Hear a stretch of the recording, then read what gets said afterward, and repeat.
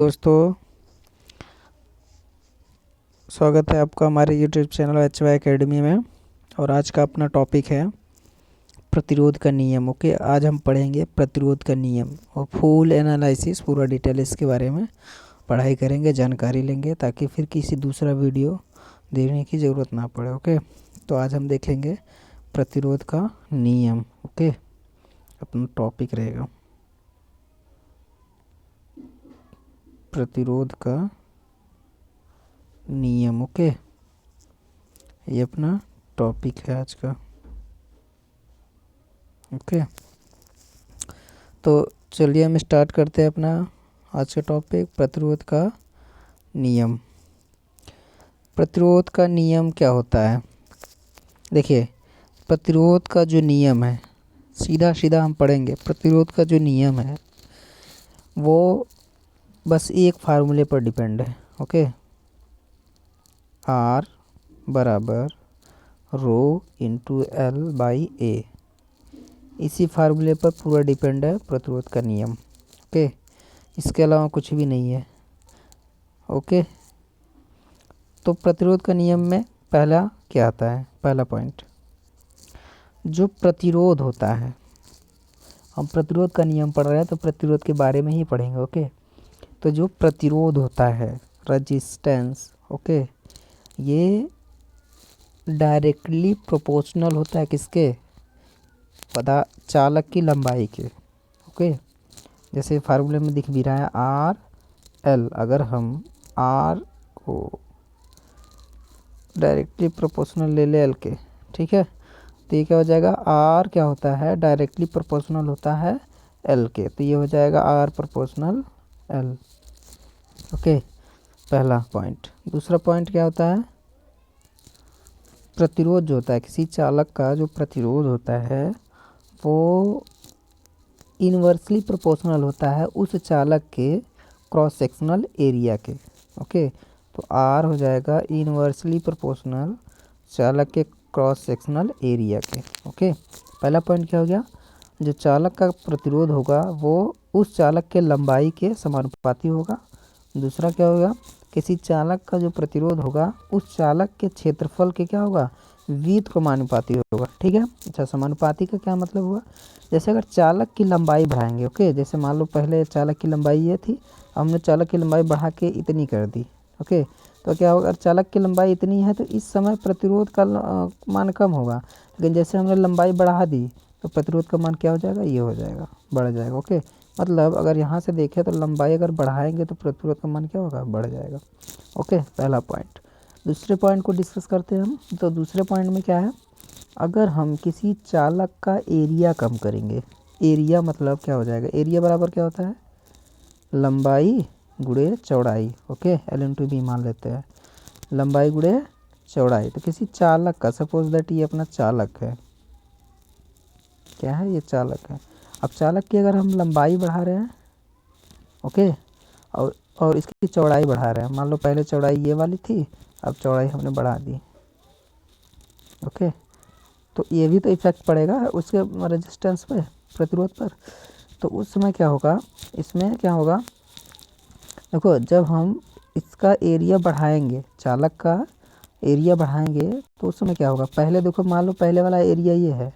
अगर पहले वाला एरिया ये है, अगर हम चालक को एक पानी की तरह देखें, सॉरी, धारा को एक पानी की तरह देखें, और ये जो चालक है उसको एक पाइप की तरह देखें, तो ये वाले जो अपना पहला वाला जो चालक है, इसमें देखोगे तो इसमें पानी क्या होगा? मान लो पाइप है तो इसमें पानी कम प्रवाहित हो रहा है, ठीक है।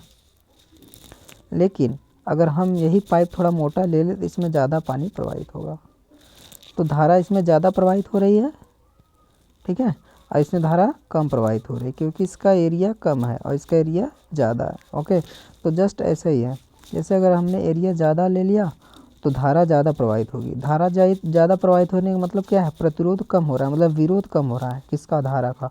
मतलब जहाँ धारा का विरोध कम होगा वहाँ धारा ज़्यादा होगी। ओके, तो हमने क्या देखा यहाँ पे? हमने इसका एरिया क्या किया?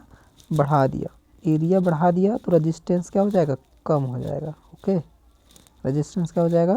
कम हो जाएगा। आप देख रहे हो पहले एरिया कम था तो इसका विरोध ज़्यादा हो रहा था तो धारा कम प्रवाहित हो रही थी। अब हमने एरिया बढ़ाया, विरोध कम हो गया, ओके, प्रतिरोध कम हो गया, तो यहाँ पर धारा क्या हुआ, ज़्यादा प्रवाहित होने लगी। ओके, ये दूसरा पॉइंट हो गया। अब तीसरा पॉइंट क्या है, अपना जो प्रतिरोध है ना, प्रतिरोध वो डिपेंड करता है किस पे, टेम्परेचर पे। ओके, टेम्परेचर पर डिपेंड करता है अपना प्रतिरोध। तीसरा पॉइंट किस पे डिपेंड करता है, टेम्परेचर पे।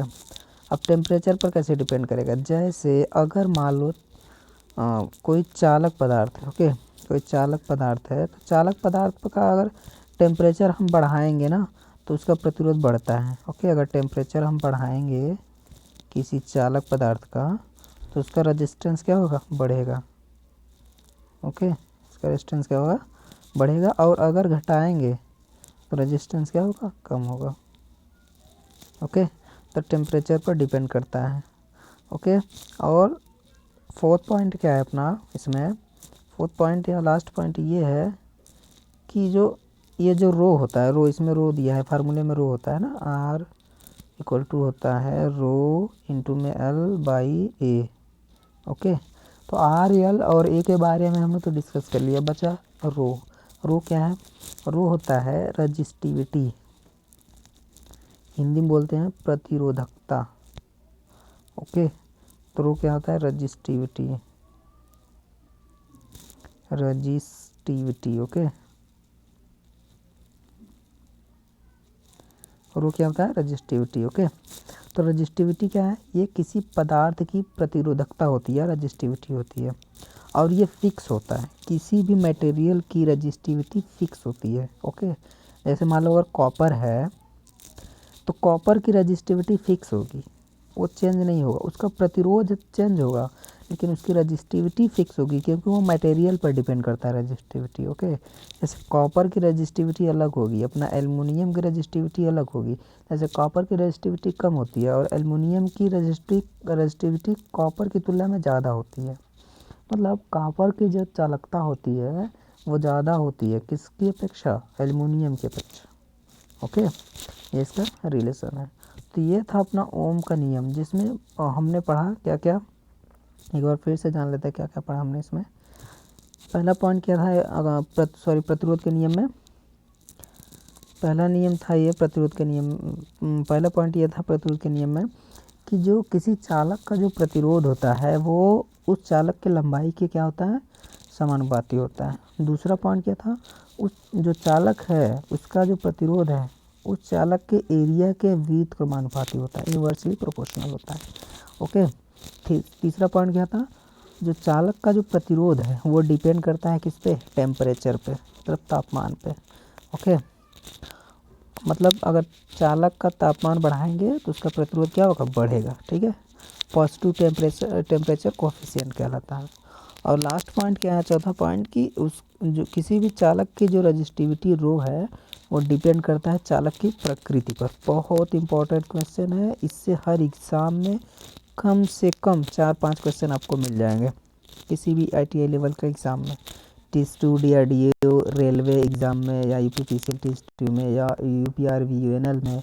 ओके, तो बहुत इम्पोर्टेंट है ये, इसको आप लोग रट्टा मार लो, बहुत इम्पोर्टेंट है। ओके, तो आज का ये टॉपिक था, हमने प्रतिरोध का नियम बिल्कुल क्लियर करवा दिया, अब आपको कहीं पढ़ने की ज़रूरत नहीं है इसके बारे में। ओके, आप इसको रट लो। ओके, आज की क्लास ख़त्म, थैंक यू।